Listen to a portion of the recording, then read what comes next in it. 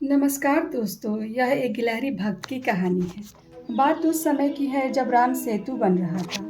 हनुमान जी बड़े बड़े पत्थरों को उठाकर नल और नील को दे रहे थे। नल और नील उस पर श्री राम का नाम लिखकर समुद्र में फेंक रहे थे। नल और नील दोनों भाई बचपन में ऋषियों को बहुत तंग किया करते थे। उनका कमंडल, आसन, खड़ाऊ तक नदी में फेंक देते थे। इस पर एक ऋषि ने श्राप दिया कि वे जिस वस्तु को जल में फेंकेंगे वह डूबेगा नहीं। यह श्राप राम सेतु के निर्माण में वरदान साबित हुआ। भगवान राम सबका नेतृत्व कर रहे थे। सभी अपने अपने कामों में व्यस्त थे।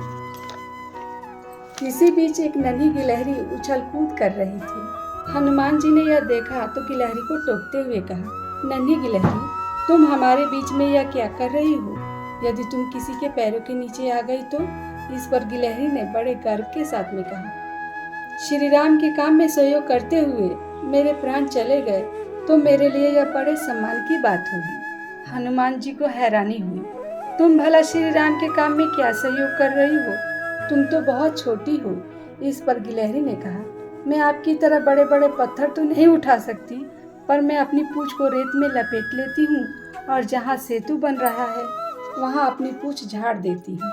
बहुत ज़्यादा नहीं, पर थोड़ा सहयोग जरूर कर रही हूँ। यह सुनकर हनुमान जी को गिलहरी पर बड़ी दया आई और वे बोले, नन्ही गिलहरी, चलो हम तुम्हें भगवान से मिला देते हैं। इस पर गिलहरी बोली, रहने दीजिए हनुमान जी, भगवान स्वयं मुझे बुला लेंगे।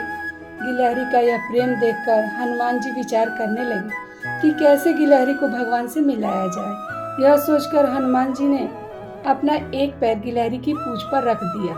गिलहरी दर्द में भगवान को याद करने लगी। इतने व्यस्त होने पर भी भगवान राम गिलहरी भक्त की पुकार पर दौड़े आए और गिलहरी को अपनी गोद में उठाकर अपने हाथों से सहलाने लगे।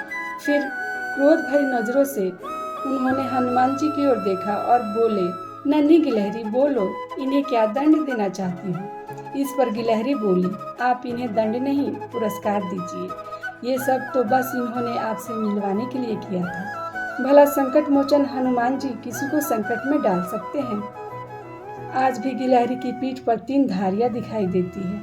वह श्री राम के हाथों के निशान है। तो दोस्तों, कैसी लगी गिलहरी भक्त की कहानी? कमेंट कीजिएगा।